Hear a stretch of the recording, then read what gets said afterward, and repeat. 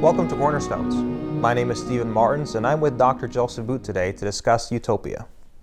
From politics, to media, to films, to literature, there's been this pervading idea of utopia, a perfect world for humanity.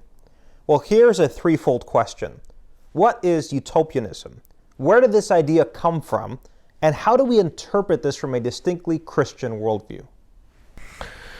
Well, if we go back to the Garden of God, and we have to as Christians, to find the origin of the utopian dream, you go back to Eden, the expulsion from paradise, and man's sense of frustration that the perfect order that he once inhabited in fellowship with God has been lost.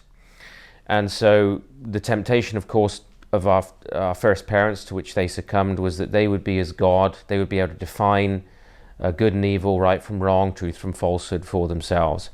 And the sense of self-realization that they were expecting didn't emerge, and they ended up expelled from the Garden of God. And so immediately you see, I would say the first utopian vision that you find historically is Babel.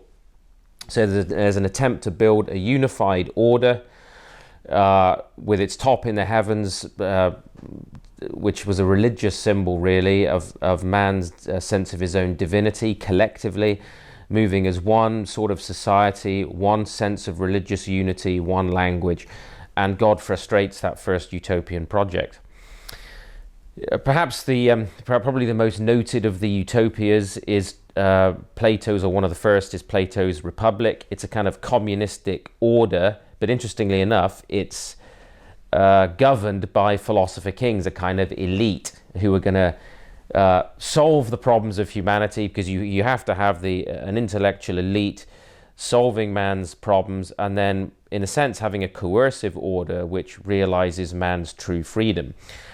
Now, the term utopia itself was coined by, I think, Thomas More in his book Utopia. Some think it was kind of a playful book, but I think his intention was pretty serious.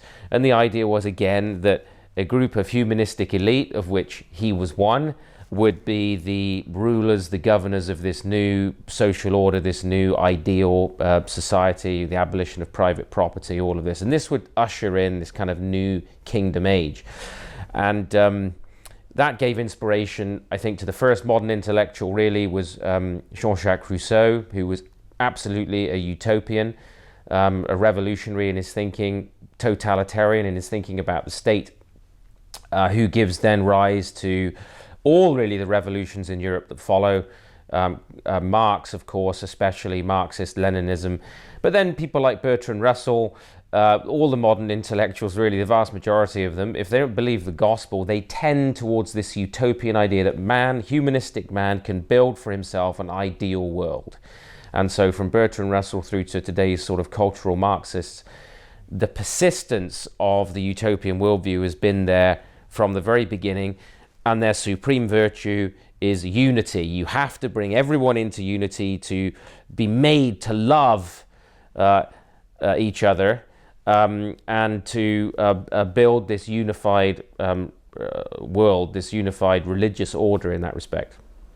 Utopia seems to want to address or resolve a particular problem. What is the problem that it's seeking to fix? So the utopian really thinks that the fundamental problem is the chaotic universe in which man finds himself. So they see the universe as fundamentally hostile to human beings. There's a hostile universe out there. And when that's your cosmology, you tend to see sociology, the social order, society, is also hostile. And so with a chaotic environment, man feels threatened that chaos, man's sort of freedom in this chaotic world, is going to jeopardize man's existence. It's going to jeopardize the future of humanity. And so what's required is an elite seizing control of nature.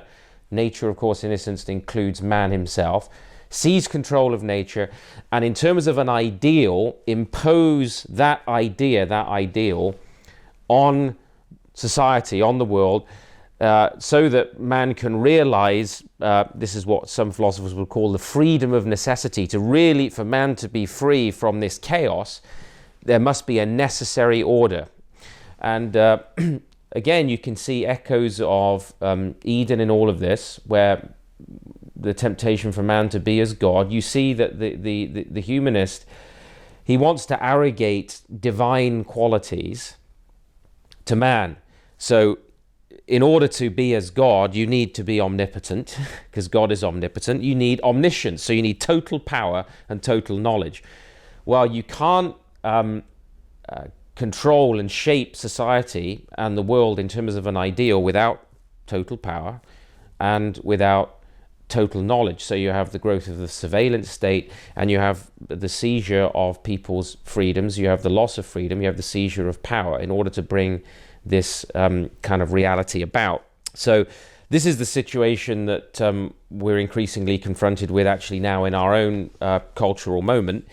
A sort of general leveling has to take place to bring about this unity of mankind. And so you have two fundamental problems with this concept of utopia. How do you get everybody to agree to support this new ideal order? How do you make everyone love?